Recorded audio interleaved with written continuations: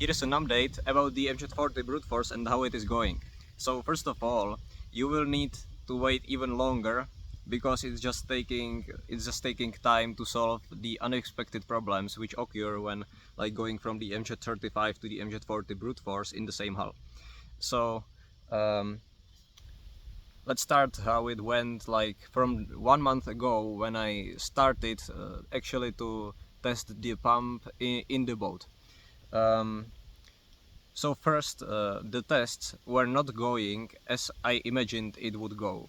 The pump just the boat would hop a lot, and um, the only way I found to fix it was to add turn fins, like quite aggressive ones, and quite to introduce quite a steep angle on the right plate, like shim it on the second screw, which would push the right plate down, and that would stabilize the boat. That was the only way I found to stabilize the boat with the MZ40 Bruteforce, whereas with the MZ35 it was quite a normal setup.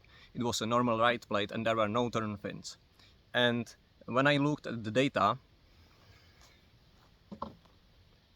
at the measured data, at first it seemed that was the hypothesis I was working with, that the intake was really bad, because I was getting really low numbers for the intake. Like the efficiency of the intake was like -1, because it seemed that there were even more losses than gains in the intake, which obviously made me think like, what's wrong with the intake? But it took me 14 days or even more, and also many discussions with the people which are alpha testing the pump. Thank the alpha testers for working with me. It really helps to have the discussion going. So yeah, what I found was 14 days after focusing the whole time on the wrong issue was that I had a mistake in the code. I found that because I developed a whole new measurement method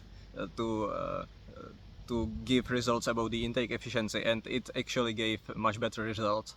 And then I looked at the old method again, and I found a typo in the code. So a typo in the code caused me to focus on the wrong issue for 14 days. But anyway, so what actually is the situation now? It seems that the hull with the stabilizing system, like the turn fins and the aggressive right plate angle, causes so much more drag than the previous hull with the MZ35, that the pump is not able to push it significantly significantly faster. The pump is actually, it seems that the pump is actually working well, and that even with the hull, which has so much more drag, like it has about twice 50 to 150% more drag than before, and even then the pump is able to push it to, let's say, the same speed as the MZ35, which would make the pump seems to be working as I wanted. But the problem is how to fix the hopping so that I don't have to add drag to the hull using turn fins, no turn fins, I mean trim tabs and the right plate.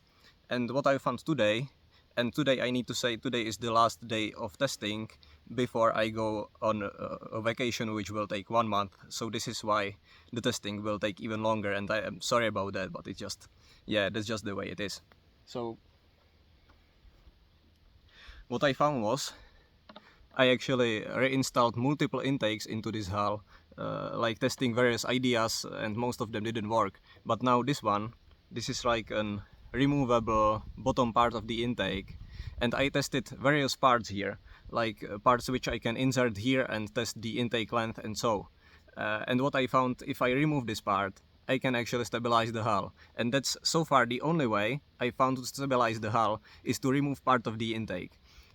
And then at fast speed it doesn't go very fast, because obviously now this part is adding drag, and also the intake has a big separation here, so there is no way the intake could work like this with this kind of geometry. There is no way it could work properly, but it actually stabilizes the hull, which led me to think that the intake is actually what causes the hopping the whole time. And now um,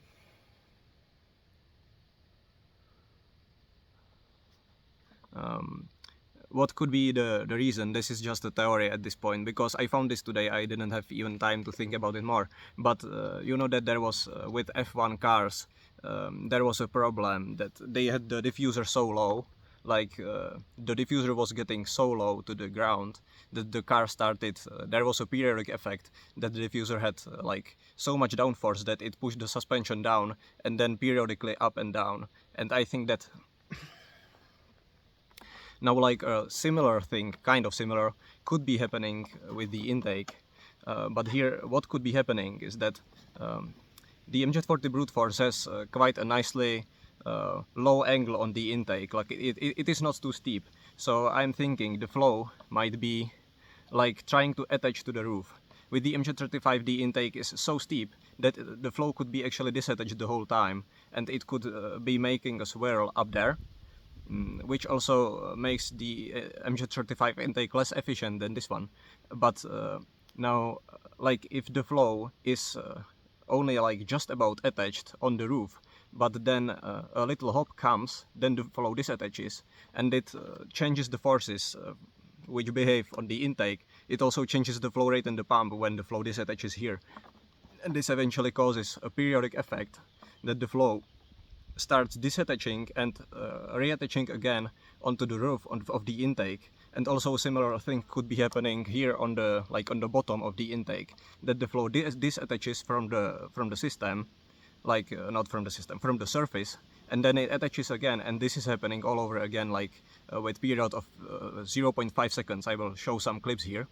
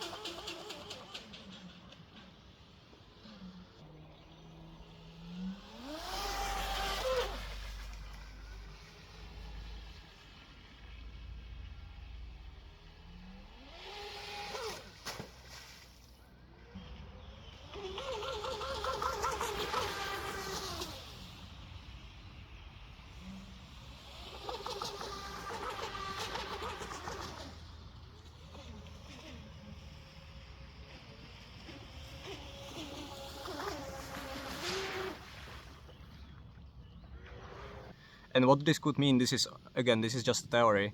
This could mean that it is necessary in order to keep the flow attached, and not the MJ35 probably keeps the flow disattached. But now to keep the flow attached to the roof, which is what we want for maximizing the intake efficiency, it might be necessary to make the intake even longer. So this is probably, unless I get some new ideas, this is probably what I will try next. I will try to make the intake even longer, like by quite far, to make the angle here low enough so that the flow actually stays attached to the roof the whole time. And this could fix the hopping, and it could possibly improve the intake efficiency even further. But obviously this is a theory, it needs to be tested. And the earliest I will be able to test this is in September. So in September I will start to work on this again. But till September you will need to be even more patient with this pump, because I just want to make it actually better than the previous one, obviously. And yeah, I believe it will be successful, but it will take even more time. And that's about for this update. I think I summarized like this past month, when I went to the lake like 20 times and tested so many things. But it's just always a matter of try and find out what it does, and reinstall the intake and try again. So yeah, so I think this is all from me for now. And like, thank you for your support. I really appreciate all the other ideas which you are giving to me about the intakes and everything. It helps me to focus and build stuff. So yeah, thank you and have a nice day. See you in 1 month or so with more progress. Don't worry, I will be still providing support in the group during August. That's not going away. And for now, go and make your boat fly.